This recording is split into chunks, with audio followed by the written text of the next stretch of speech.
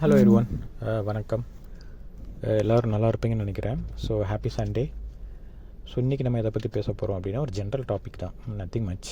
So do and dare, ஓகேங்களா? So எல்லாருமே இதை முதல்ல இன்றைக்கி ஒரு ப்ராப்பர் மைண்ட் செட்டாக எடுத்துக்கணும். சும்மா உட்காந்துட்டு பார்த்துட்டு பண்ணலாம்னு யோசிக்கிறத விட you need to take action and you need to take the courage. So அதுதான் நம்ம இன்றைக்கி பேச வேண்டிய விஷயம். இப்போ பார்த்திங்கன்னா நிறைய விஷயங்கள் நடந்துக்கிட்டு இருக்குது இல்லையா?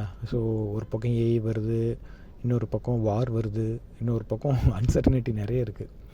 பட் நம்ம இதெல்லாம் தாண்டி தான் நம்ம வாழ்ந்தாகணும், கரெக்டாக? இது ஹிஸ்ட்ரியில் பாஸ்ட் நடந்திருக்கா அப்படின்னு கேட்டிங்கன்னா நடந்திருக்கு.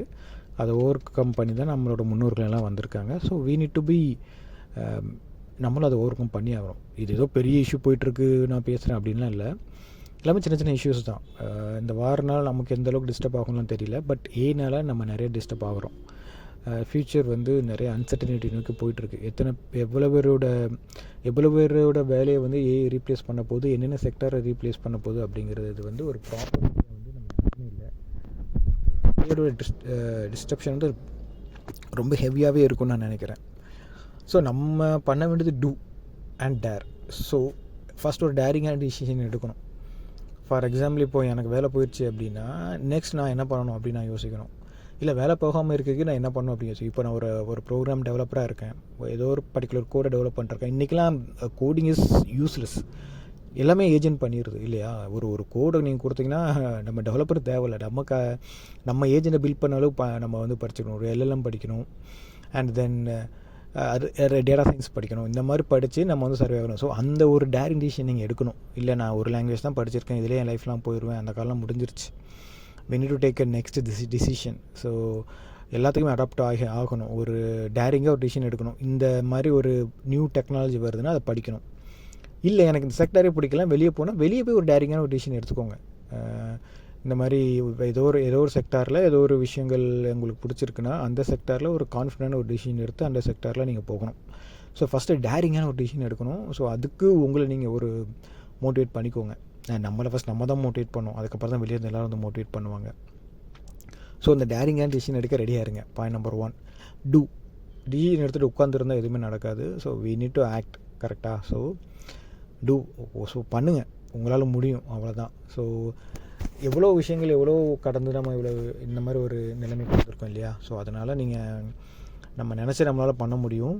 ஸோ அதனால் ஆக்ஷன்லாம் இம்மிடியேட்டாக இறங்க. நீங்கள் ஒரு டிசிஷன் எடுத்துட்டிங்கன்னா டிசிஷன் எடுத்ததுக்கப்புறம் அதை நோக்கி ஃபோக்கஸ் பண்ணி ஆக்ஷன் எடுத்து அதை நோக்கி நம்ம பயணித்தோம் அப்படின்னா நம்மளால் அச்சீவ் பண்ண முடியுங்க.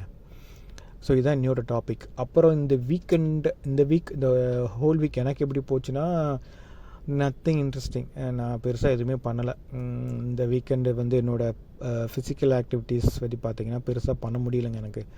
எனக்கு பர்சனலாக சில கமிட்மெண்ட்ஸ் இருந்துச்சு. அதனாலையும் என்னோடய சோம்பேறித்தனத்தினாலே என்னால் பண்ண முடியல. ஒரு 2 நாள் என்னால் ஓட முடியல, இன்னும் 2 நாள் நான் சோம்பேறித்தனத்தினால ஓடலை. ஸோ ஒன் டே தான் ஓடினேன், அதுவும் நேற்று. That was a good run. அப்புறம் ஒரு புது ஷூ வாங்கணும். நான் என்னோடய ஷூ ஆல்மோஸ்ட் போயிடுச்சு. ஸோ ஒரு புது ஷூ அண்ட் ஒரு புது வாட்ச் வாங்கணுன்னு பார்த்துட்ருக்கேன். ஸோ அதெல்லாம் பண்ணிவிட்டு என்னோடய ஃபிட்னஸ் ஜேர்னியை இன்னும் ஸ்ட்ராங்காக பண்ணணும் அப்படின்னு தான் ட்ரை பண்ணிருக்கேன். ஸோ அதை தான் உங்கள்கிட்டையும் சொல்கிறேன்.